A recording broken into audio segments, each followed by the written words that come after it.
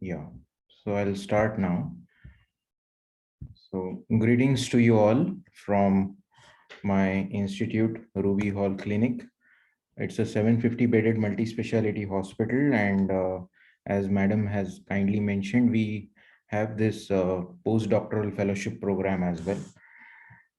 So, coming to ultrasound, as we all know, world is by and large divided nowadays. When we attend many conferences and we meet different faculties nationally, internationally, world is now divided into two groups: anesthetists who have access to ultrasound and those who do not have access to ultrasound.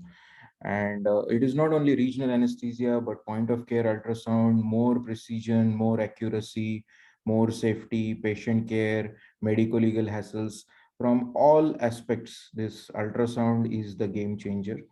You maybe Many of you have exposure to different probes. We have linear probe, curvilinear probe, and echo probe or phased array probe.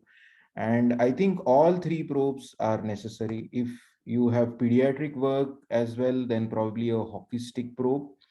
And these all probes are necessary because now you will see various applications, and we cannot spare any probe. So linear, curvilinear, and echo probe is nowadays very much necessary.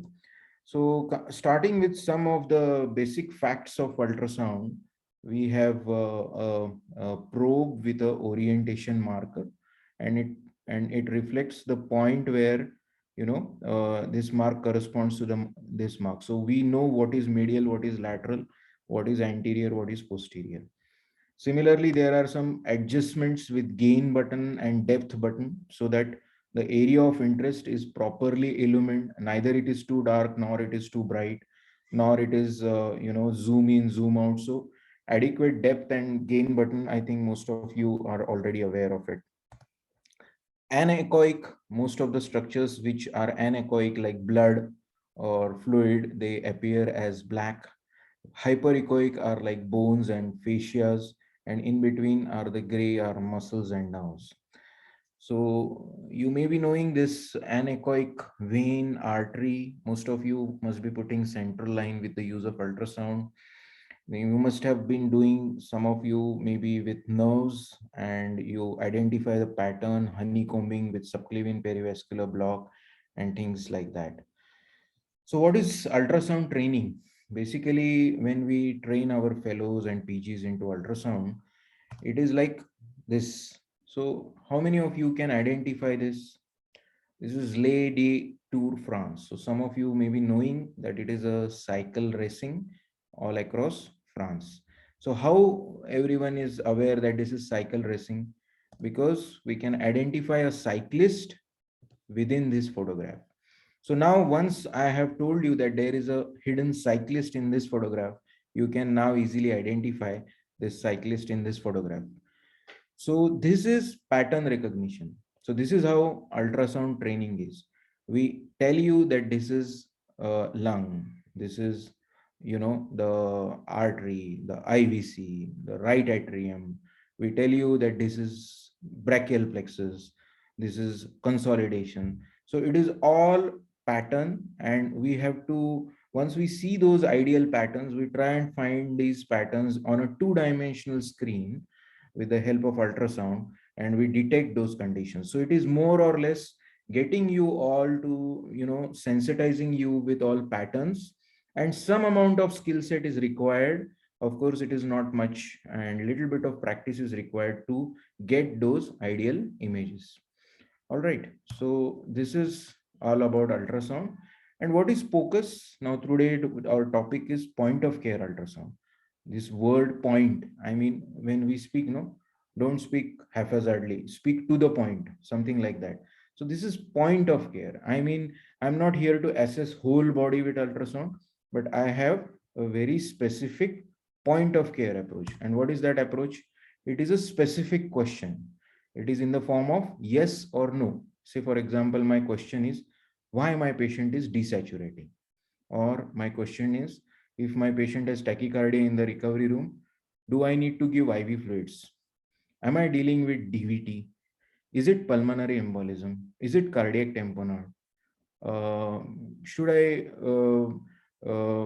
has the tube has gone endobronchially? Very specific question. So when you have a very specific question, you can do a limited evaluation in that area to reach to some differential diagnosis. So unless you have a very specific yes or no question, you cannot apply point of care approach. So this is a very time sensitive thing. So I do not want a radiologist to pick up intraoperative pneumothorax. Or suppose some patient is in the recovery room area, I do not want a cardiologist to tell me that look at those B lines, you should give Lasix, or IVC is collapsing, so now you have to give IV fluids. That I can decide for my patient. I can fine tune that. So there are multiple conditions where sometimes it can be very much life saving, like pneumothorax, cardiac tamponade, pulmonary embolism, severe hypovolemia, where the ultrasound, use of ultrasound will help you in reaching to some refined diagnosis, differential diagnosis, and it can guide treatment. So we have a specific question. It is time sensitive. It is limited evaluation. It is refining the differential and it is guiding treatment. So what is the evidence? There is ample of evidence nowadays. If you look at the evidence, this IM approach is the approach for POCUS. You have a very specific indication in form of yes or no, then you acquire those image, store it, interpret it, and there is a medical decision making. So IM approach, whether it is lung, gastric, airway, everywhere it is, you will have to follow this. So, what is the evidence? We have American Society of Regional Anesthesia coming up with ASRA guidelines, and they have recommended point of care approach, POCUS in the curriculum. So, at least as anesthesia caregiver, anesthesiologist, we must be well versed with airway ultrasound, lung ultrasound, fast gastric ultrasound, and cardiac ultrasound. And level one, to have to achieve to this level one, you need to do 30 roughly 30 ultrasound for airway, lung, and trauma. When it comes to cardiac, probably it is 50. So this is the level one, and it has come up in ASRA guidelines. I'm sure in 2 or 3 years, maybe it will be in the Miller textbook of anesthesia. You will see in Dorsch textbook ultrasound. Already it has come up for nerve localization techniques, and it will definitely come up in other textbooks as well. Many universities are incorporating ultrasound into their curriculum. So previously we were having inspection, palpation, percussion. Now we are in the area of insonation. So ultrasound is the pillar. So I'll be touching upon each aspects, and I'll give you more of photos and videos, and I'll sensitize you how it can help and fine tune your management.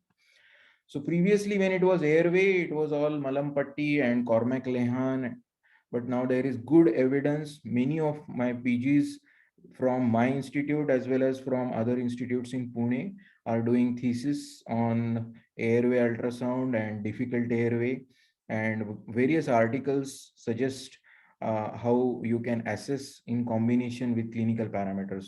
So whether it can be thyromental, the thiomental distance ratio, it could be tongue thickness, skin to epiglottis, skin to vocal cord, or pre-epiglottic space thickness along with its ratio, and so on and so forth. So I mean, various ways in difficult airway, but simple things first. So what is, how it has all started?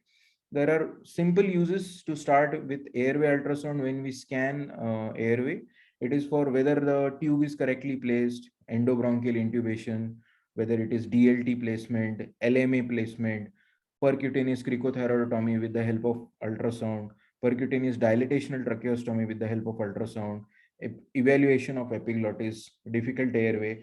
So even the post thyroid surgery, we do laryngeal larynx assessment. Whether we post extubation stridor, we can choose size of ET tube in pediatric patient with the help of ultrasound. So multiple uses are there. So how we do it? So all the photos and videos which I'll be showing, I have permission from my volunteers as well as my patients. So what we do is, whenever the patient is taken inside OT, it can be done in supine position or sitting position. So usually we park the probe on the lateral aspect of the neck, and where we see, and just you need to understand the anatomy of larynx, anatomy of airway. So we have this thyroid cartilage, green in color. Then the purple is the cricoid cartilage. In between yellow is the cricothyroid membrane. So behind the Adam's apple, we have larynx. And just below the Adam's apple, we have this cricothyroid membrane and cricoid cartilage. So for cricothyroid membrane puncture, we just have to deposit the needle here. So we have to understand first the anatomy. And just above the thyroid cartilage, we have a thyroid membrane. Usually, if we deposit local anesthetic here it causes superior laryngeal nerve block. All right. So we will just move on to the cross-sectional area, and here we can see the tongue thickness. We can measure skin to epiglottis, skin to thyroid cartilage, skin to thyroid isthmus. So all these anterior neck distances indirectly predicts you about how much is the pad of fat in front of neck, and thereby it can predict difficult airway. So there are different parameters: skin to epiglottis, skin to hyoid bone, skin to anterior commissure, skin to uh, so on and so forth. So this is another way of assessing difficult intubation. So coming to the first stage, when we park our probe here, this is very useful thing.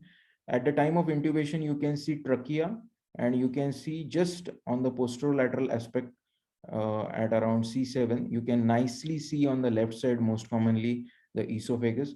If you ask the patient to deglute, he will you can easily identify the epiglottis. So this position, when my PGs or my fellows or anybody who is doing intubation, I just have this double check, and this has come up in ACLS guidelines also, that you can place the tube like this, and before putting any air or ventilation attempt for EtCO2, you can directly see where the tube has gone. And this was of value with COVID times, where nobody wishes to ventilate this patient just to get those EtCO2 readings. So you can clearly see where the tube has gone, and you can identify the double trachea sign. If the tube has gone in esophagus, you find as if there are two tracheas. So it is very difficult to miss if the tube has gone in trachea, and you can easily pick up that as well. So what are the advantages? You can pick up with ultrasound. You can measure just below the glottis area the diameter, and the diameter will tell you how much is the diameter of trachea, and you can look for an ET tube. And ET tube, on its side, it is printed over there how much is the external diameter. So roughly a 9 number tube will have an external diameter of 1.02 or something like that, 1.2 centimeter maybe. So you can clearly see how much is the diameter and how much size tube it can take. So this is very useful in pediatric population. Otherwise, most of the time people end up choosing too many tubes, opening too many tubes. So that is another advantage. Real-time intubation is helpful whether tube has gone in trachea or in esophagus. Secondly, endobronchial intubation, that I will also show you. You can do it in long axis, and confirmation of DLT as well. So in long axis, when the tube has gone in, you see this, the cricoid, thyroid, and the first one is the thyroid cartilage. The second one is the cricoid cartilage, and in between is the the cricothyroid membrane. So cricothyroid membrane identification is must. Three is like string of pearls. These are all the tracheal rings. I have a better image. Yeah, so 1, 2, 3 beyond the trachea. So these are the tracheal rings. So when the ET tube is placed, we can inflate the cuff with saline, and we can see where the cuff has gone. If it has gone beyond the third tracheal ring, then probably it is endobronchial intubation. Also, now here on the long axis, the parasagittal view, we can identify thyroid cartilage, and then there is a step after two. So this step whenever you see this step, that step is a precursor for cricoid cartilage. So between cricoid and thyroid, the white line is the mucosal interface, and that's the cricothyroid membrane that can be easily marked with the help of, needle. And before going ahead with any difficult intubation, you can always keep that area marked, and you can it can be life saving. All right. So, vocal cord movements, we are very fond of identifying this. Many times, surgeons do request us after thyroid surgery, and these vocal cord movements are difficult to identify with laryngoscopy. Patients are in too much of pain, and at times it can be barbaric. But with the help of ultrasound, you can see the arytenoids at the base moving very much synchronously, the right and the left side, and vocal cord movements can be picked up very easily and confidently. All right. Now, everyone is worried about pediatric intubation, and pediatric intubation has an added advantage because the sternal calcification has not happened. So we can see the bilateral movement of diaphragm, and whether it is endobronchial or whether the diaphragms are bilaterally moving or not. This is very important. So if pediatric blocks are done, say subclavian perivascular block, which has caused diaphragmatic palsy, which can be very well picked up. So you will not see the bilateral movement. You will only be able to appreciate the unilateral movement. So this is a very useful thing in, especially in pediatric population. So coming to gastric ultrasound assessment is a must, and it is now considered as lower airway assessment. So airway assessment is not complete unless we put a probe in the gastric area. There are validated studies to suggest that pyloric antrum is the area where we would like to do interrogation with ultrasound. And how we do it is we just do it in supine position and as well as in right lateral decubitus position. If we have to do it in one position, it can be right lateral decubitus position, and we use a curvilinear, which is a low frequency probe. We are seeing deeper structures. So what is the criteria? So the criteria is when there is any clear fluid and the volume is more than 1.5 ml per kg. So in roughly in young, all these 70 kg patients, so anything more than 100 ml is risk of aspiration. This is first criteria. And second is if presence of any solid content is also risk of aspiration. So what you see when we place the probe in the epigastric area, we just place it in the parasagittal plane, and we see liver on one side, we see pancreas on other side, and in between is the pyloric antrum. Below are the superior mesenteric arteries and vessels and aorta. So when the antrum is empty, you just see an empty antrum nicely close to the liver. When it is filled with liquid, you identify it as a hypoechoic area. So this is now on the left side is the solid content, on the right side is the liquid content. So we have just this volunteer, and for this volunteer, this is the chart for cross-sectional area. And this cross-sectional area, we identify the age of the patient, and uh, we see the cross-sectional area, and here the ready-made volume is there. So we ask the patient to drink some water, and we will calculate the cross-sectional area for aspiration risk. So once the patient has this volunteer has had water, we identify this. This is something in the right lateral decubitus position. This is gazing star sign. So air bubbles with liquid content. So this pyloric antrum has become so big. So we now freeze that image, and we choose from the measurement the caliper, and we just encircle and identify, and the cross sectional area is calculated as 35.2. Now this is being compared with the chart, so it is only up to 29. So above 35 means volume, the age of the patient was 40, so it is coming as more than 398. So definitely it is more than 1.5 ml per kg, and definitely this is risk of aspiration. So this is how it's a very simple technique, and we can be very sure this has been very useful in obstetric emergencies, especially patient had upma, or sometime back they had some food, or in pediatric patients when the mother is not giving the proper history. So this type of an interrogation, usually for daycare procedures, when surgeon said it's just a 2 minutes job, let us do D&C, something like that. So we can be very objective about our assessment, and we can derive conclusions from that. So this is the chart, and it is readily available with all the standard articles, and you can download it. I have printed it, laminated it, and it is attached with all our ultrasound machine. We have 4 dedicated ultrasound machines with my department. They are stationed inside OT. All right. So now coming to central line, arterial line, and venous line, I think many of you are using it.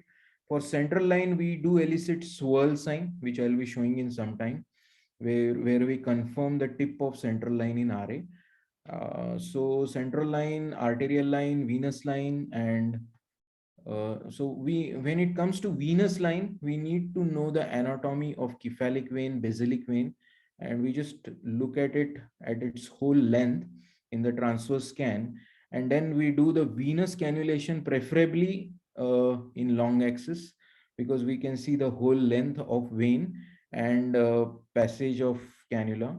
So this was the cannulation done by my PG, and you can see the the the the cannula getting inserted into the vein. You can see this cannula getting inserted into the vein, and the stellate being removed, and we are very well sure that it has nicely been placed. So you can see the probe as well. And um, so about the radial artery cannulation, usually we do it with the out of plane because the tunica media is quite well. So the common procedure, now this is an old video of 2014, and the technique is more or less still the same. It is easy to do out of plane when it comes to arterial cannulation. So this technique I learned this technique from Dr. Satish Kulkarni of Leelavati Hospital. So this is a 20 gauge Gelco. We have removed the back cover, and we have attached a 2 cc syringe without a piston, and we can now see the clear backflow. And with ultrasound, we can just do 12 o'clock exact puncture. Now I'm just rotating the hub completely so that I'm sure that the hub is well inside the artery and has been advanced with there was a flow clear cut. So this is how we do it. Now we are in the era of DVT scanning. So we need to know more about anatomy of all these veins, upper limb, lower limb. So lower limb vein knowledge is beneficial when it comes to DVT scanning. I may not be able to show all the videos, but you do join our workshop. I'll show you the various augmentation technique, how to assess DVT scan and other things. But it is basically the femoral vein, which is the common femoral vein, which divides into superficial and deep. And then we also have the great saphenous vein. So the vein is being compressed at 3 levels, mainly first at the inguinal area, second the mid thigh, thirdly in the popliteal area. And if vein is compressible, then probably the patient has less chance of DVT. So we can also put a color Doppler. If color is one color, either blue or red, and it is not changing, no turbulence, probably the patient is not having DVT. We can also put a pulse wave Doppler and check the phasic variation. We can press the calf muscle to, these are some of the augmentation tests. So those of you who are interested, I'll be sharing and demonstrating. So here in this video, you can see a thrombus in the femoral vein, and there is a great saphenous vein which is joining the femoral vein, and you can see that the vein cannot be compressed very well. So this is a positive compression test. You have to be very careful with these tests, as it can lead to dislodgement of thrombus. All right. So little bit about lung. Lung ultrasound is nowadays integral part, and there are many evidence when it comes to ICU. I'm not going into that greater details of consolidation, but at least As anesthesiologist, we need to know three, four things. Mainly, we must be able to detect pneumothorax. We must be able to identify B lines and pulmonary edema and impending pulmonary edema.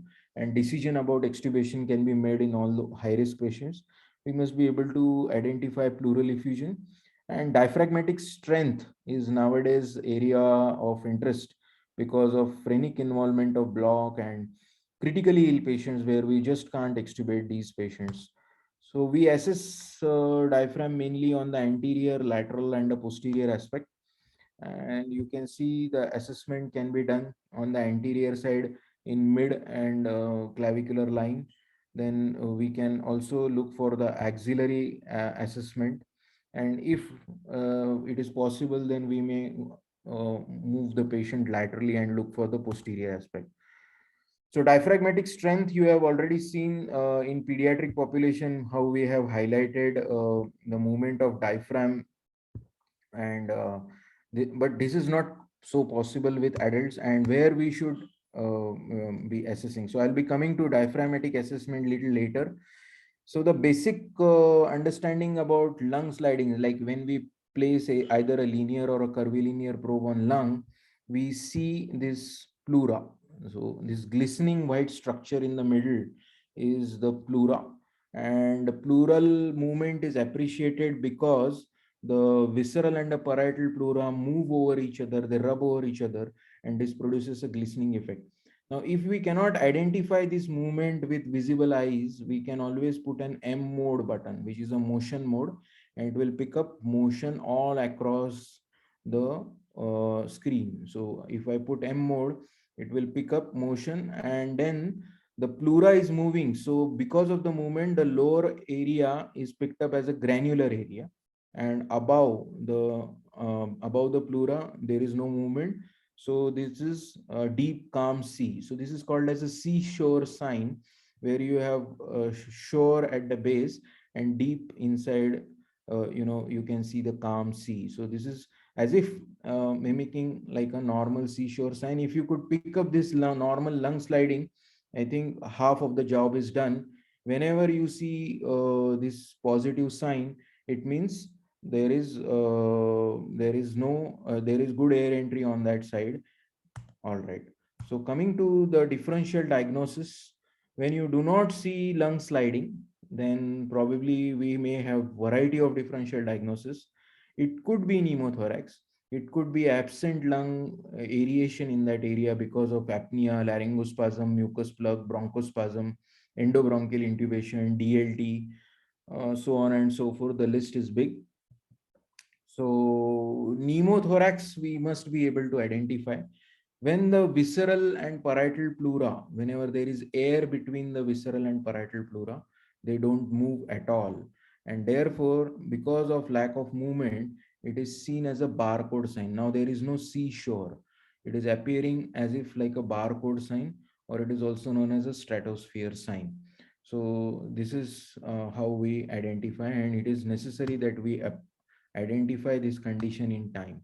Now, what is the pathognomonic sign? It can be picked up on CT, but on ultrasound you see this lung point. So this is one point where you see on one side half of the side the pleura is moving and half side pleura is just not moving. So the lung point, this is the point where you can see it on CT, the lung point, and here you can compare it on ultrasound also. So that lung point is very well appreciated, and if it is seen, then it is 100% with specificity of diagnosis of pneumothorax. So whenever you have pneumothorax, you do not find B lines. And so I'll tell you about something about lines before I say remaining things. So there are normal lung will have A lines. So these are reverberation artifacts created by repetitive reflection between pleura and the transducer. So you will see these horizontal lines. Now something about B lines, whenever there is water logging within the septate, or whenever lung becomes pathological, you see B lines. So these B lines are like ray-like hypoechoic discrete lines starting from pleura going up to the periphery. So this is how you will see the pleural B lines, and these are very important because if you catch them up, anything more than 3 or more is pathological. Below 3, it could be physiological. So suppose a patient of CKD, you have done intubation, everything, and in the end you find these things, then probably we may or may not be able to extubate that patient so much well. So probably it is a decision for delayed extubation. So long surgeries, long duration surgeries, laparotomies, where a lot of fluid shift has happened. So these are very important when we do fluid assessment. So looking at IVC, looking at B lines, and looking at urinary bladder, and then the hourly urine output. This will help you with complete evaluation for IVC, for sorry, the fluid management. So now coming further, we have the condition like pulmonary edema, where the confluence of B line increases. So more and more of B lines. So all that glitters is not gold, something like that. So all B lines are not always pulmonary edema. Basically, B lines signifies the pathology. So B lines may be positive in pulmonary contusion. They may be present in ARDS as well. So if you have more B lines, it means lung is going bad. So nowadays, we have started placing probe in pediatric population and preterm neonates. So this was a patient of respiratory distress syndrome with multiple B lines. Now, B line scores are being used. There are auto B line, this AI will tell you the B line score. And this has also been used for titration of surfactant. So if baby has received adequate dosage of surfactant, then B lines are converted to A lines. It means lung pathology is improving, and appearance of A line means patient's lungs are becoming better. So this is another aspect. Transient tachypnea of newborn versus respiratory distress syndrome can also be diagnosed with the help of B line pattern. So interstitial syndrome, I am not going into that, but you should have some knowledge, working knowledge of presence of B lines, the number of B lines, and how you diagnose interstitial syndrome and classify ARDS depending on that. So this is another aspect. Assessment of pleural thickening, pleural sliding will also give you ideas about pathology. It's a vast topic, but at least if as anesthetist we know something about A line, which are very much physiological, B lines, which are pathological, and lung sliding, presence of air entry, then we will be able to identify and work on patients who are becoming breathless. So this was Daniel Lankenstein who devised this blue protocol. Now this can be one question for your theory at times, because many people talk about blue protocol depending on A and B profile. So basically, if you can know what is lung sliding, what are A lines, what are B lines, then you can diagnose with the help of this algorithm pneumothorax, COPD, pneumonia, pulmonary embolism, pulmonary edema. So this is blue protocol way back in 2010. I think it is even prior to around 2000 by Daniel Lankenstein. So another is false protocol, fluid assessment, limited lung ultrasound. The basic phenomena is we do not have to give fluids when patient has B lines. So stop fluids when patient has B line, continue fluids till patient develops B line. So this is the basis of false protocol. So ultrasound can help with fluid assessment and fluid challenges. Now, another important area, lung area, which is also known as base. So if we are auscultating lung, we need to look at bases. And this is the PLAPS area, posterolateral alveolar pleural syndrome. And this is the highest yield area for pleural effusion, atelectasis, and consolidation. So I was telling you about lung ultrasound. So these are some pattern recognition. So this is a lobar hepatization, pneumonia with air bronchogram.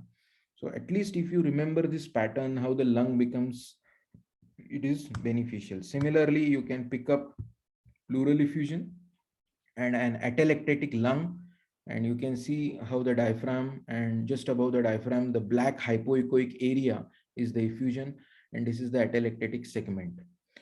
All right. So this was our patient where we have patient was for decortication, and there was a huge area of pleural effusion. We have calculated the pleural effusion. There are various formulas like Batson formula.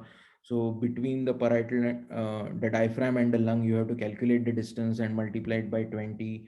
That's the Batson method. And you can tell exactly how much is the volume of pleural effusion and we need to drain. And we have helped the surgeon.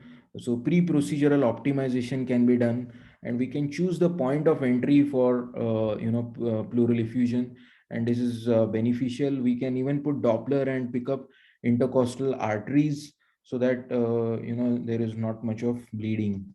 So also the recruitment maneuver, many times after lung surgery, we just push in good amount of air and we see whether the bases are inflated or not.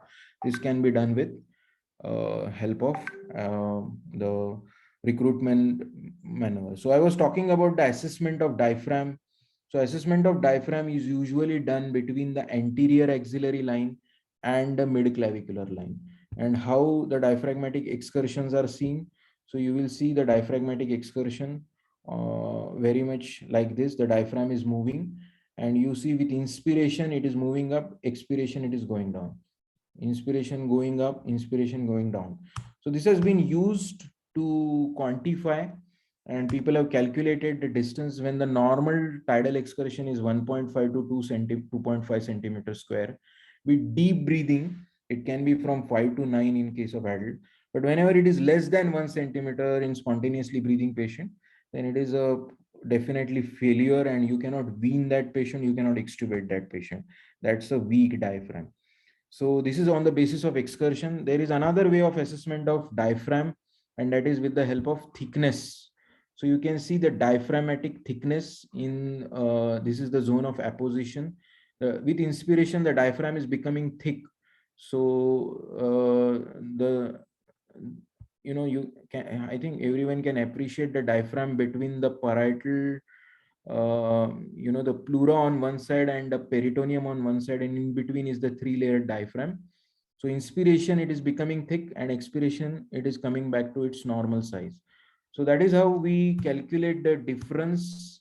And with inspiration and expiration, the diameter is measured on M mode, and we calculate the diaphragmatic thickness.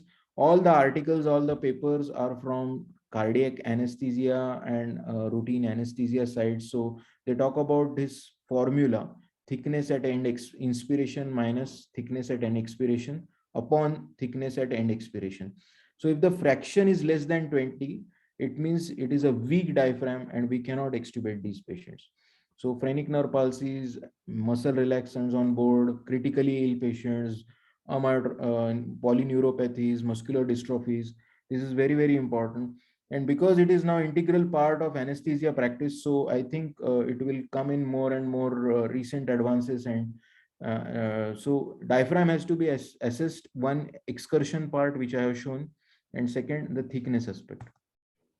Coming to little bit about basics of echocardiography, this is again not an option. We have to do it, and it gives us confidence very much.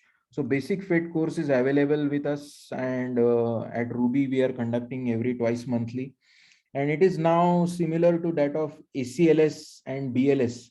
How every anesthetist must have working knowledge about cardiac resuscitation. Similarly, I think nowadays the time has come that we should have good working knowledge of echocardiography.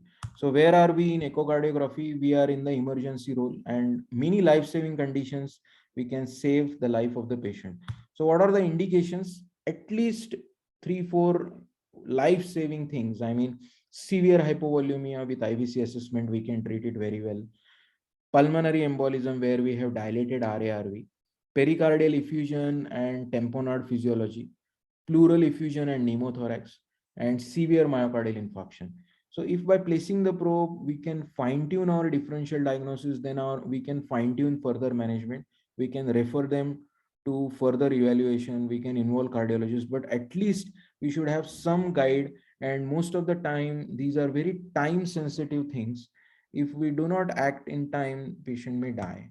So this is position one, which I think is the many of my PGs are also started putting probe. When we do central line, we place the probe here. This is a subcostal 4-chamber view. The probe is placed in subcostal area.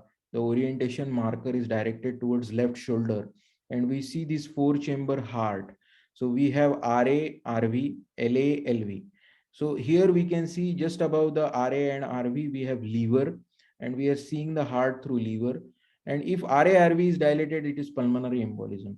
If there is any contractility issue, probably we are dealing with MI. If we have pericardial effusion, we see black hypoechoic area all around the heart.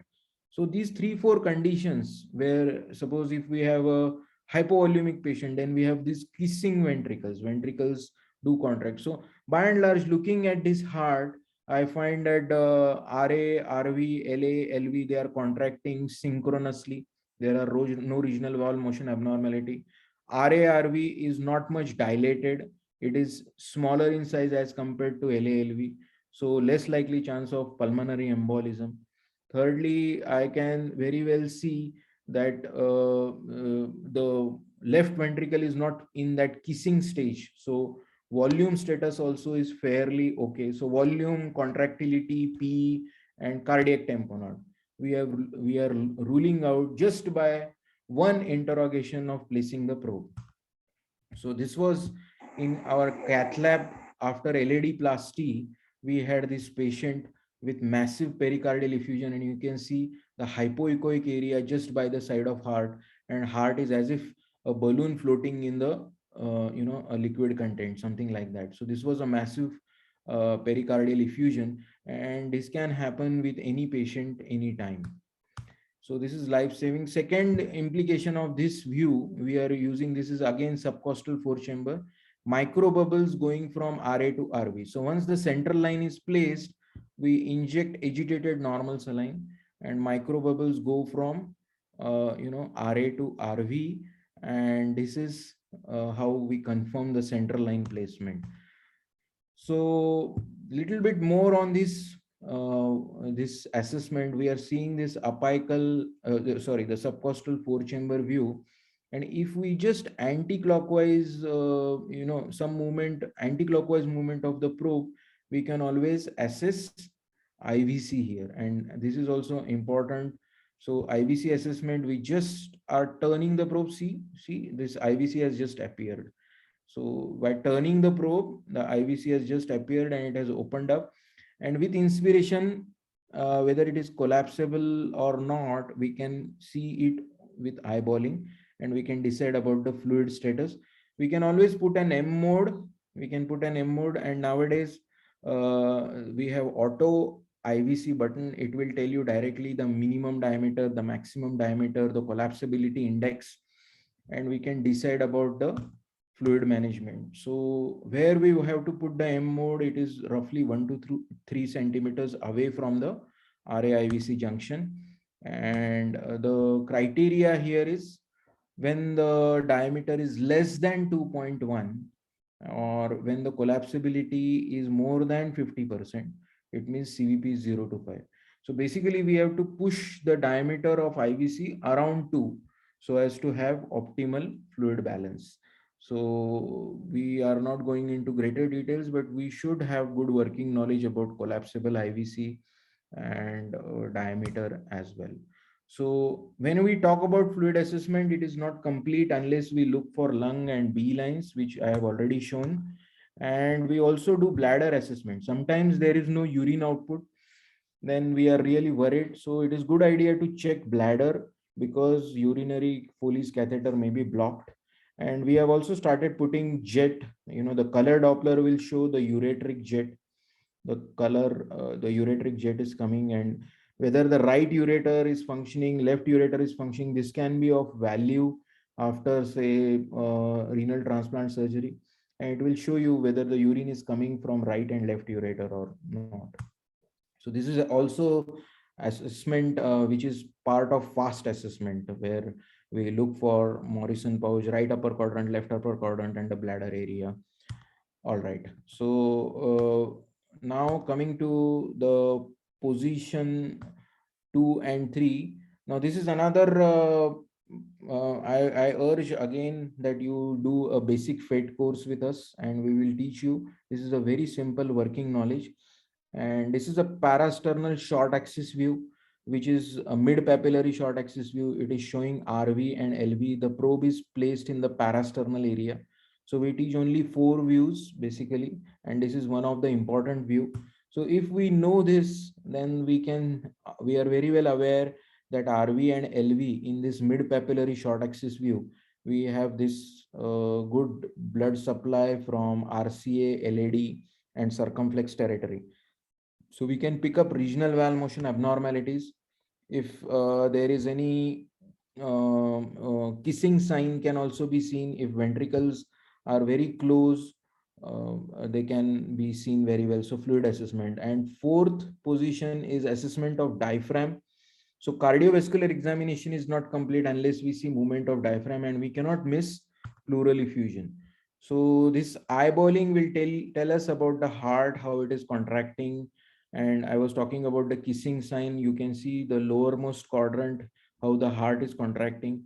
So this will eyeballing will tell you. So even if you could get at least a subcostal image, I think this is more than enough for the beginners. And I would urge every one of you to do course with us. Now this is severe pericardial tamponade, and we have multiple indications like trauma, sepsis, cardiac catheterization, post cardiac surgery. Now this is RA-RV dilated, more of a pulmonary embolism like situation. RV infarct, pulmonary hypertension, volume overload. This is part and parcel when we do anesthesia career. So we need to be vigilant in application of ultrasound.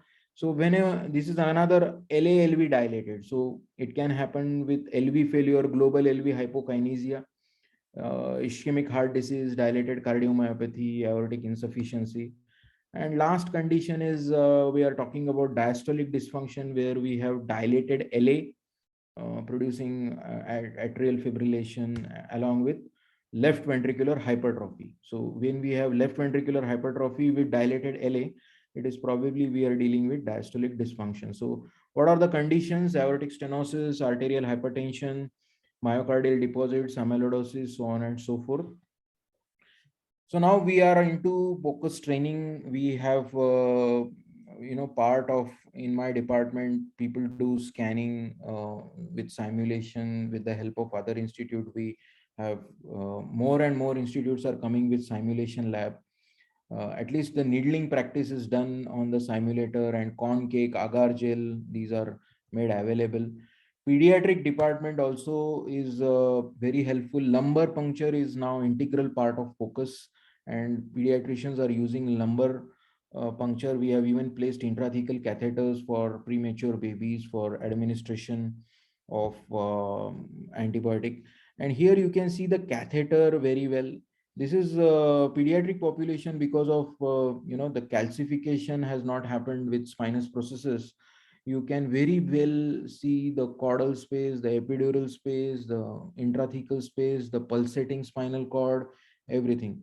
So this was a baby of Kasai procedure, and we have placed a caudal catheter, and you can see the caudal catheter, and we have identified the tip.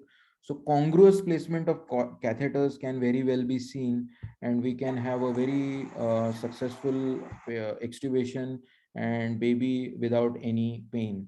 So that's what we want, a pain-free baby where the tip is nicely seen, and we are confident that analgesia will be guaranteed. ICP and neuro monitoring. Now we have robotic surgeries in my department, or also we have oncosurgery department where we have laparotomies, many surgeries more than 5 hours, scoliosis surgery, prone position surgeries. We want to assess optic nerve and optic nerve sheath. So where the assessment is done, it is usually done at 3 millimeter beyond the globe. Why 3 millimeter? Because there is equitable distribution of subarachnoid fluid here, and optic nerve carry all the meninges. So if there is rise in ICP, you can very well check at optic nerve sheath diameter. And if it is more than 5 millimeter, you can pick it up. So we have, so it is good idea to put a tegaderm and then jelly and then scan the globe, and you can see the nerve.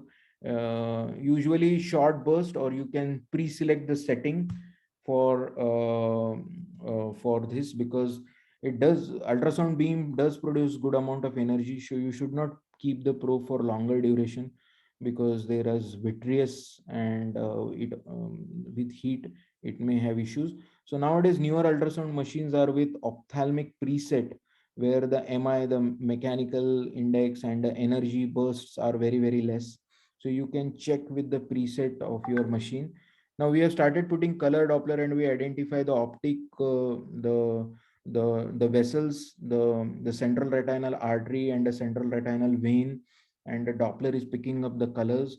So with long duration prone surgeries, or say patients with ARDS net protocol and prone position ventilation, so pre-procedure we just note down the pulsation, and in the end again we check whether the pulsations are there, the color Doppler examination. So this is again area which we are exploring. Pupillary light reflex, this is the consensual light reflex which we elicit. So if patient has a black eye, it is very difficult to identify the pupillary light reflex. So when the light is put on the other eye, the normal eye, this black eye where we have placed the ultrasound probe, it can constrict. So pupil can constrict even if the light is put on the other eye. So this is a consensual light reflex, and it is useful when we cannot open eyelid of the patient and surgeon just want to know whether pupils are equal or not. If it is pupils are unequal, then patient is posted for surgery. So this is how we do it. Some aspect about focus in obstetrics, because nowadays India, we have many centers. So my friends from armed force medical colleges, and where they have peripheral postings, they are the sole physician. So here when the probe is placed in the lower abdomen, you can see the placenta previa and the vertex presentation.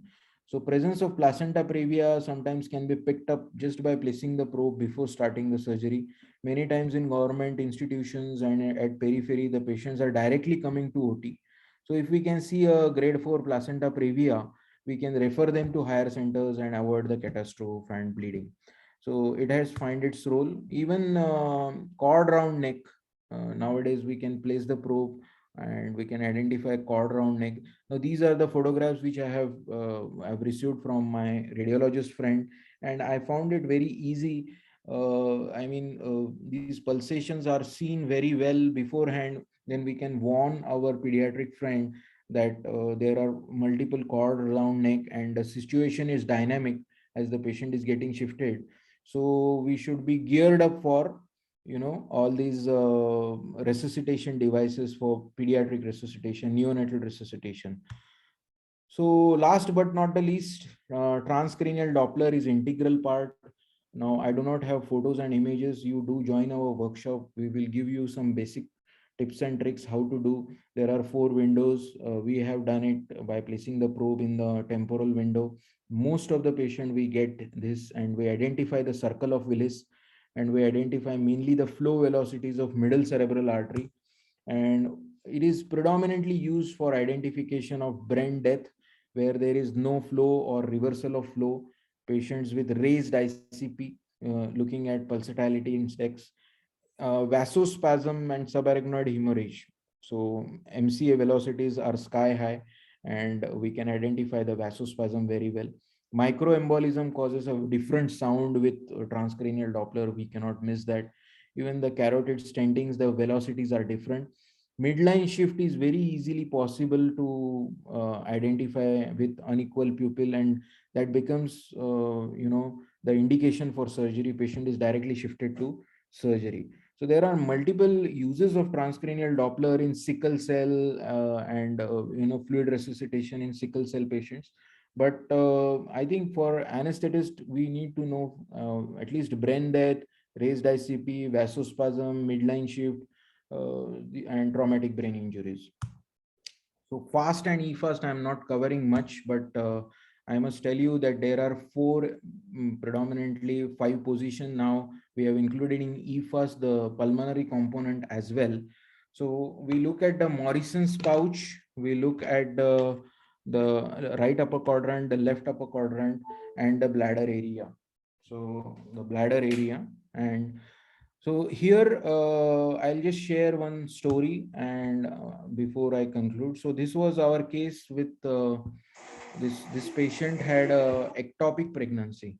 So this was diagnosed later. So we could see good amount of fluid in the Morrison's pouch, hypoechoic area just by the side of, so inferior border of liver, and between the kidney and the liver we can see hypoechoic area. So we could see this nice hypoechoic area, and that is presence of fluid. So this is one of the indication where this patient has to be shifted for surgery. So previously it was diagnostic peritoneal lavage, but now with advent of e-fast in traumatic abdominal injuries, we can pick up fluid around either right upper quadrant, left upper quadrant, around bladder, and this assessment is very, very crucial. So I'll not go into greater details, but even variety of conditions where we have to decide whether this patient can be taken up for surgery or not, we can add to the diagnostic armamentarium where patients are waiting for CT scan and sometimes they are hemodynamically unstable. So last but we have, I'm not now the POCUS aspects does involve variety of other areas. We have regional anesthesia fellowship to offer, and if as PGs, if you are interested in regional anesthesia, we are doing fantastic work. Many of my PGs are mesmerized when surgeons have operated at, say, surgery got over around 12 o'clock, and patients have started moving without support after 4 hours of surgery. We have done an IPAC, adductor canal block, and a catheter and LIA for a TKR surgery.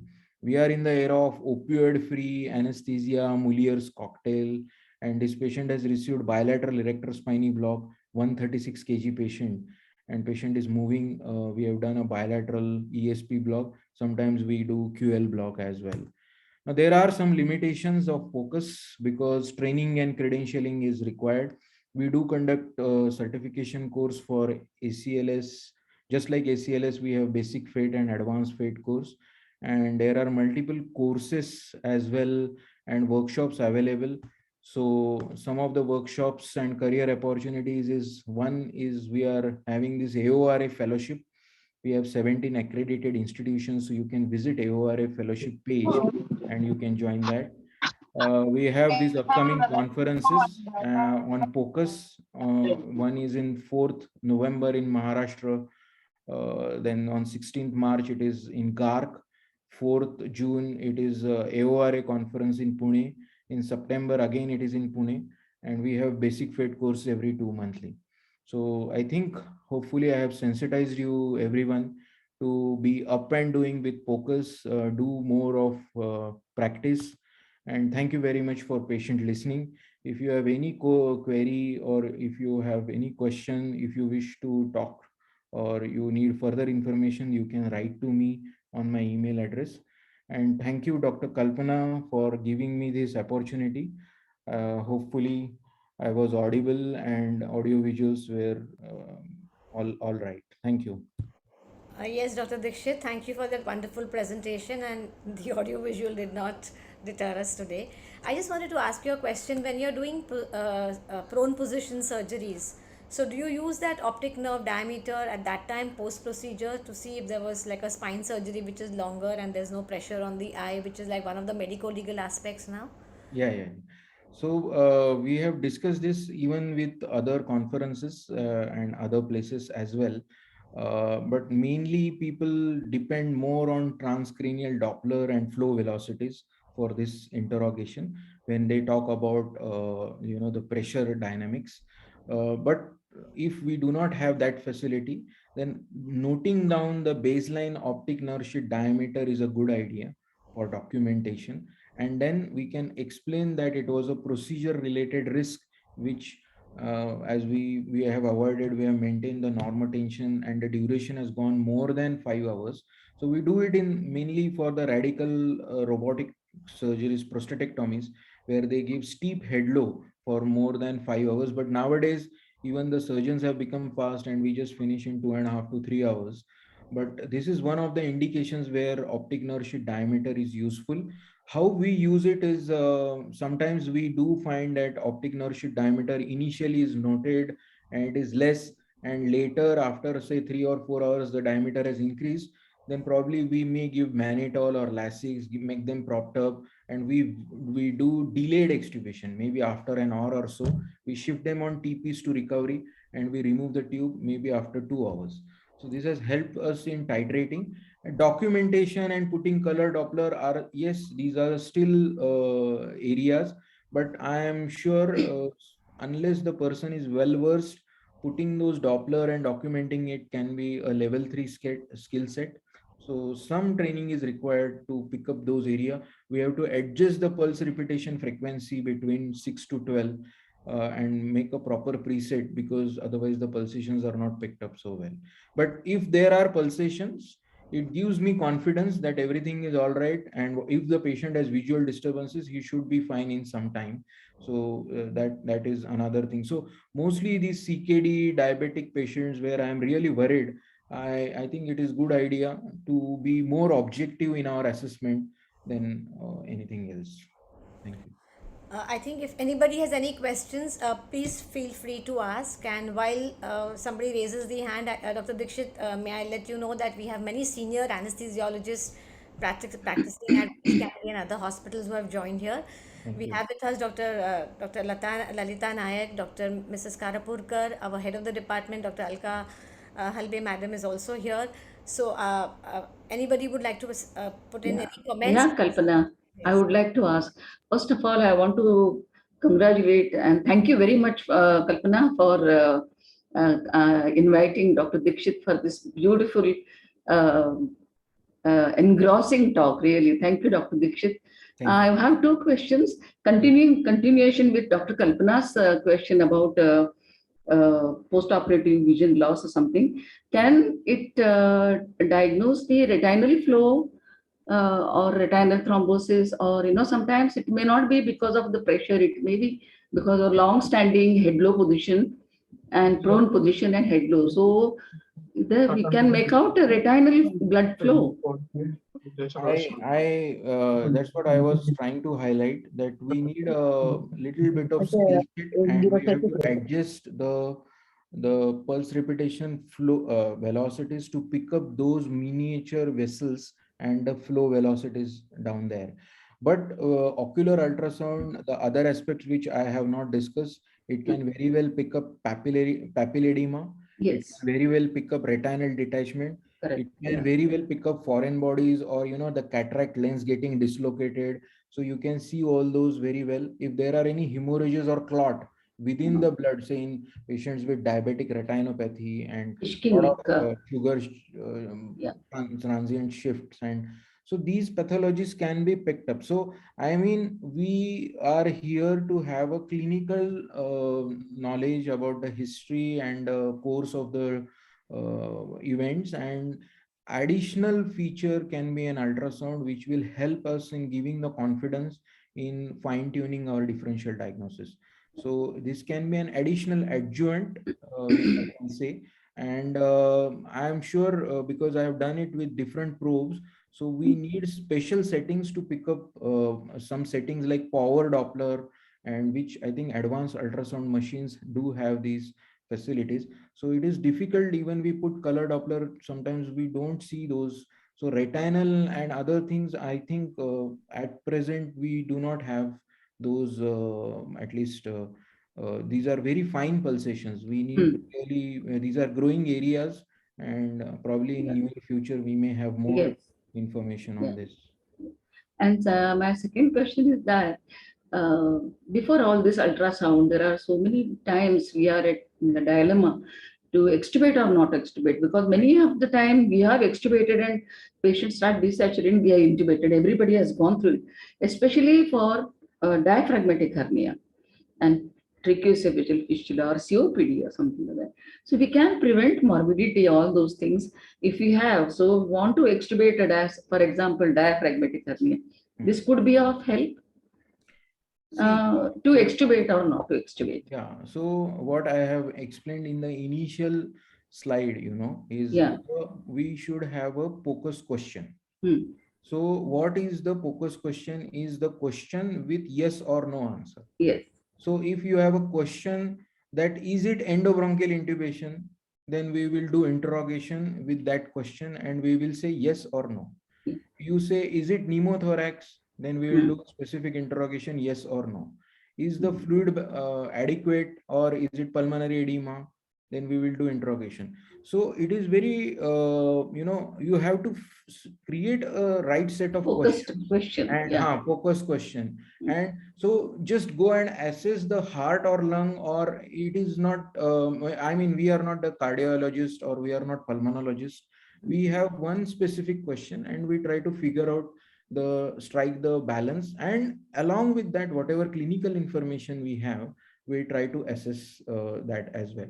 So definitely there are articles to suggest that ultrasound interrogation is better than auscultation, and it is more sensitive, and we put M mode and we can pick up very well, we can pick up pathologies various.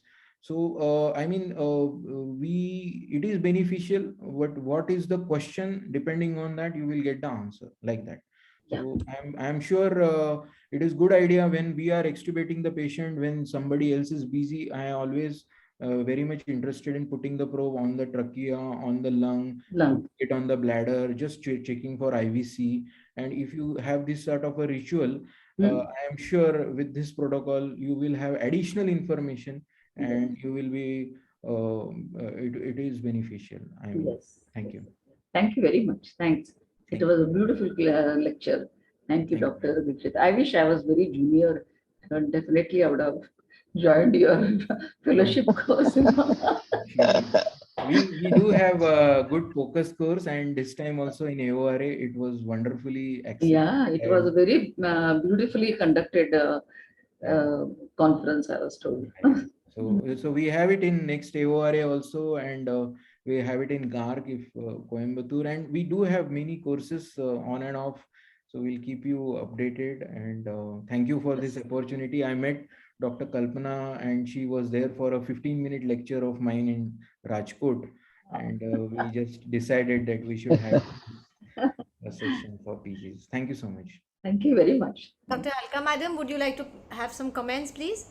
Yeah, comments means it's a extremely interesting lecture, right from the beginning, like a minute also we could not move my head here and there, Right. I was pinned to the screen, and it was really interesting, and I was not aware also. So many things can be done with the focus. Thank you very much for enlightening us. And, Yes. and we are going to start now. Kalpana is going to give one topic to her student, identifying all these landmarks for a spinal with ultrasound, and then that comparative study we are going to go on. But the initial resistance from the radiology is coming, so all that we are going to. So we will Yeah, need yeah. your help. We will need Surely, your help surely. for No, that. we have completed one study with spinal, and it has got a commendation letter from DNB board as well. He was my PG student, and we have done a crisscross method. I think I'll be able to show you maybe. I, I have a slide. Okay. So I'll just go on the presentation one more time. I'll just Yeah, certainly.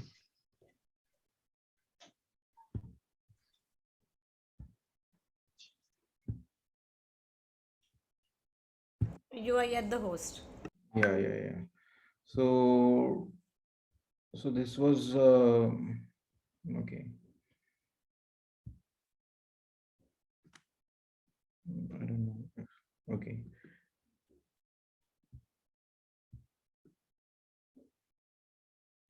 Just a minute. I'm just adjusting. So when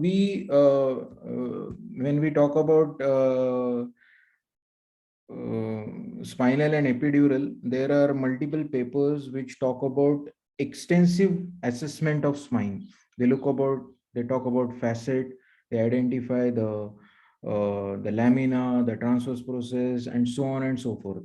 So in our paper, in our study, we say that this is comparable to that of a cardiology, and we want a POCUS approach for spine sonoanatomy. So what is the POCUS approach? Is we have this identification of anterior complex and posterior complex. So we just identify the anterior complex and the posterior complex. The anterior complex and the posterior complex, which I think I'll show you here, which already they were on the screen. This was my old video, but still they are visible here. So these two white lines, one, the white line lower down is the anterior complex, which is made up of posterior longitudinal ligament and the anterior dura, and the above white line is of the posterior complex is made up of ligamentum flavum and the posterior dura, and the anterior complex is made up of posterior longitudinal ligament and anterior dura. So the principle is, if I can see dura with the help of ultrasound, so I just bring the structure, whole structure in the middle of the screen, and I just use this crisscross method.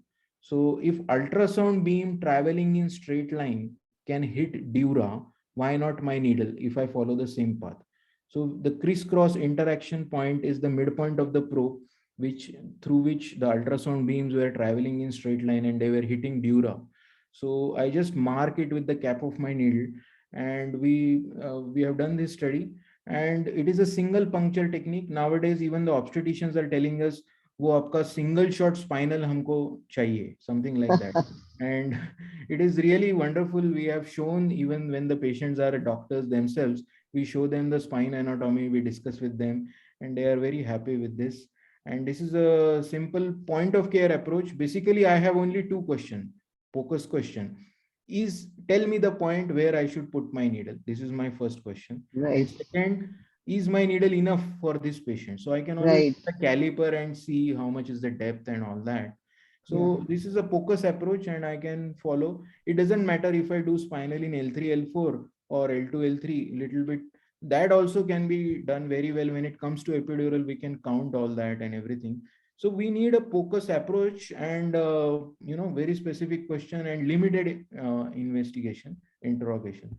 Yeah, one more thing. As we go lower down, will it be difficult? Like if I want to give in L5S1, because I am working in urology, there's so many patients now. I want to give very lower down. So will it be Actually, possible?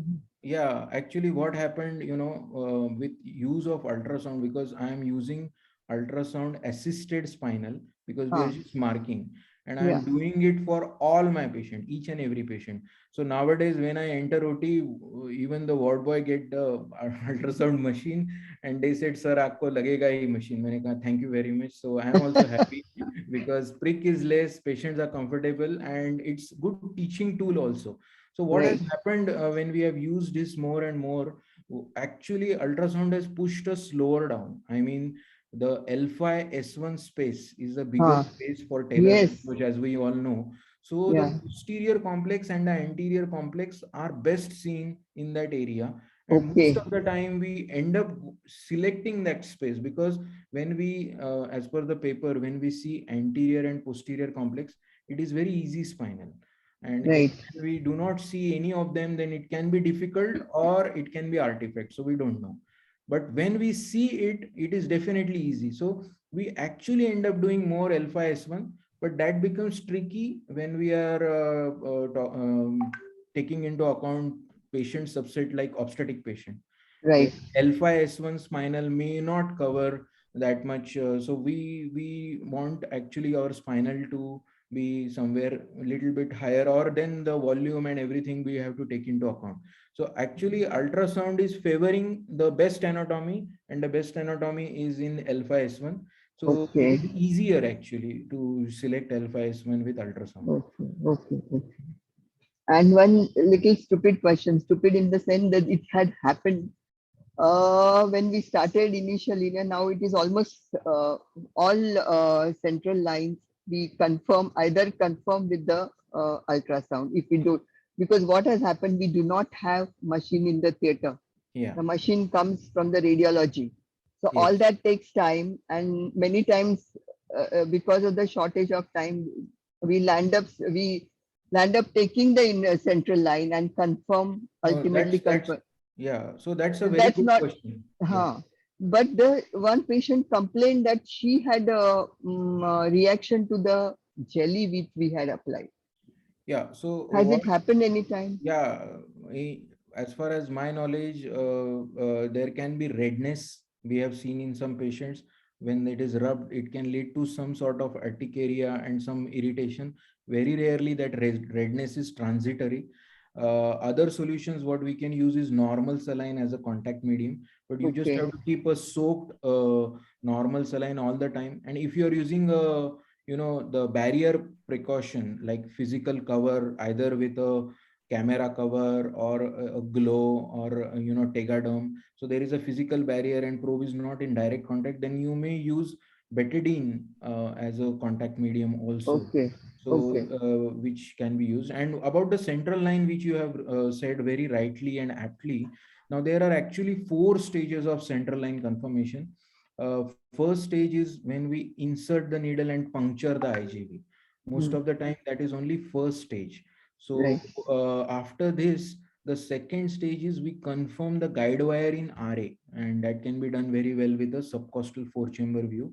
You can just place the probe in the epigastric area, ask somebody to show the guide wire, and then only we are supposed to dilate. Suppose it has gone in lung or artery or any other place, we are not supposed to dilate. So that is second step. Third step is, once the central line is placed, we have to put agitated normal saline, and if it is seen that micro bubbles going from RA to RV, it has to be in less than 2 seconds. So if it is less than 2 seconds, it means central line tip is in RA. If it is more than 2 seconds, the central line may be in the opposite IGV, or it may have gone in the axilla or axillary vein or somewhere else. So we don't know where exactly it is. So we have to be suspicious if it is more than 2 seconds. So these are four steps. Like first, confirming the puncture under vision, it could be in plane, out of plane. Second, before dilatation of guide wire should be seen in RA. Third, the swirl sign with the agitated normal saline, RA to RV, less than 2 seconds. And fourth, check on the opposite IJV, opposite side, and the axillary vein. So if we confirm everything, then I think this is very, very beneficial. This is, Thank you. thank you. Uh, Dr. Kalpana, can I just say a Please, word? please. Yes, madam. Yeah. Hello, madam. Hi, Amit. I must say that I'm so happy to listen to your lecture. I have attended this lecture once before as well, and it's always additional information, and every time it sensitizes me to do something more with the ultrasound. I would, Kalpana, I had the privilege of working with Amit at Leelavati about a decade ago. Is it, Amit? Yes, yes, yes, yes. And Yeah. my Falguni madam is my teacher. It was 2009, Ah. 10. We have together. Yes. No. Now the roles are reversed. I'm so happy to learn from you about POCUS and the various applications of ultrasound. And Dr. Amit, I must say that after listening to your lectures and some other veterans in the ultrasound field like Dr. Diwan and Dr. Bala and all. Uh, right now, it's been now 4th year that my students have been doing thesis work with one of the ultrasound applications. Like we did one for the post-op post-thyroidectomy vocal cord movements. We did gastric residual volume assessment and the aspiration risk, as you also mentioned in your talk. And right now, one of my students is doing thesis on thoracic epidural depth assessment and the correlation with the landmark technique. So I will definitely need your inputs as we are going ahead with the study, and may need your help to, when we encounter certain queries and difficulties. So looking forward to it, and thank you so much, Amit, for the wonderful talk. Kalpana, thank you to you as well for arranging this. Amit, Dr. Kalpana has been arranging these lectures along with Dr. Halbe and their department for nearly now 3 years, ever since COVID started. And Yes. they are doing commendable work for DNB trainees, I must say. Thank you. So Yes. thanks, Amit, to be part of it. Thank you so much. Thank you. Thank you very much. Thank you very much, Amit. Dr. Amit, And thank you thank once again. And I'm going to request you to, talk about different cases that you have kind of salvaged by using, intraoperative ultrasound.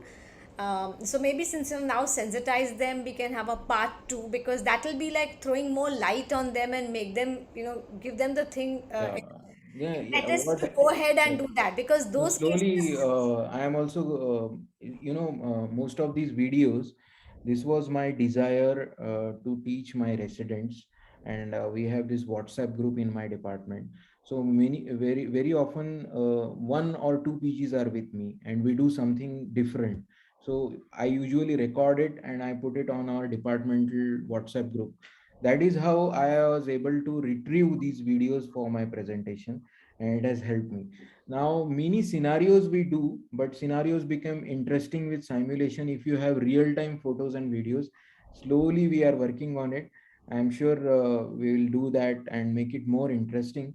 And we will definitely have case discussion scenario as well. Thank you. Thank you so much. Thank you. So I thank you once again Yeah. for joining us this Sunday, and I thank all of you all to be with us, and with the promise that Dr. Amit Dikshit is going to discuss scenarios as well Yes. with us in part 2. Yeah. Okay. Thank you, everybody. Thank you. Thank Great. you very Bye-bye. much, Amit. Thank you Bye. all. Thank you, Thank you, madam. Amit. Thank Thank you. you, Thank you. madam. Thank Thank you. you. Thank you, Thank you, Alka. everyone. Thank you, Yeah. Kalpana. Thank you. Bye. Thank Bye. you. Bye. Bye. Thanks. Bye. Bye, all of you.